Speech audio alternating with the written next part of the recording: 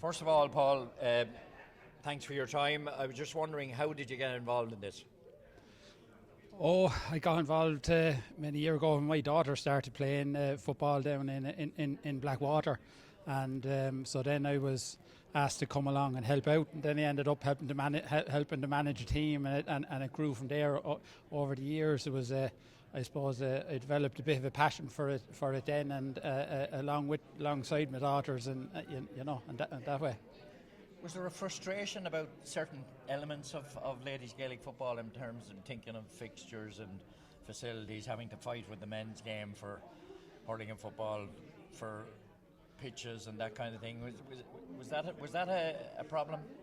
Well, it can be in some places. Like, yes, we're dependent on the GAA for our facilities, and it varies from club to club and county to county as to how well they get on. But and while I think fixtures, especially during the winter months, or playing pitches is always in demand.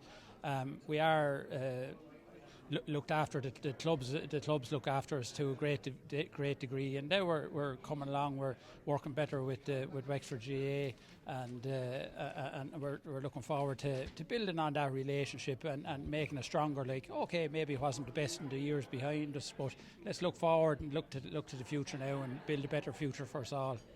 When yourself and your committee sat down to look at a strategic plan, what was foremost in your mind? I suppose foremost in our minds was that this wasn't necessarily our plan. This was a plan from the clubs for the clubs, from the members. That's why we made the emphasis on going out and meeting the clubs and the members and getting their feedback, because without their support, like, there's no point in us coming up with this great fancy plan if it's not what they want. Like, it has to be what they want. Don't buy into it. Yeah, it has to be what they want. So we think we've struck a balance on what they want and what everyone wanted in this plan. Like, Do you think it's achievable? You've set yourself a target, and I think it's always good to set targets, isn't it?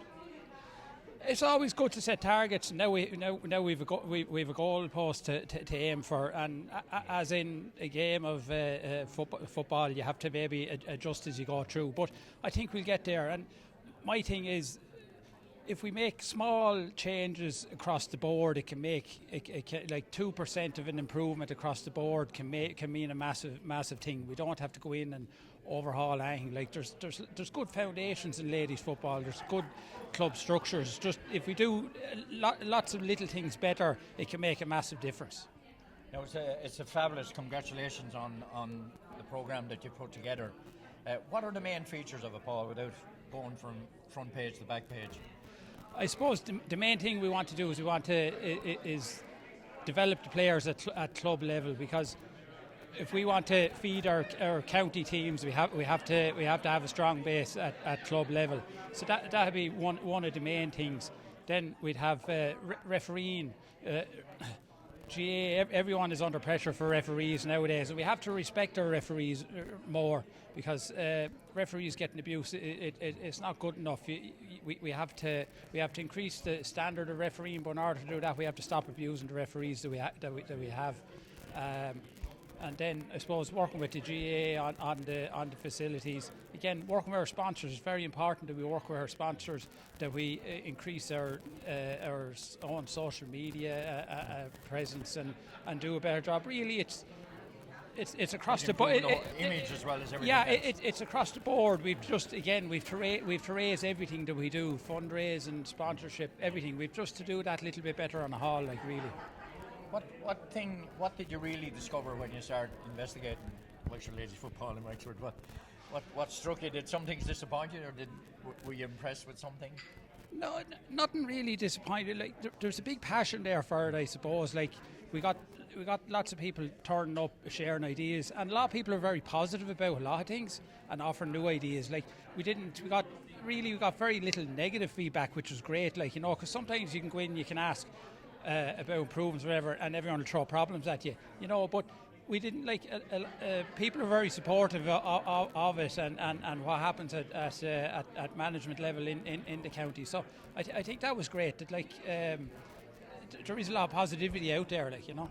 I suppose I should have asked Dennis, as the county chairman, but what procedure will be put in place to ensure that the implemented. I can't get the word around implemented. Now I have it. Put my teeth back in. Yeah. Is there a plan?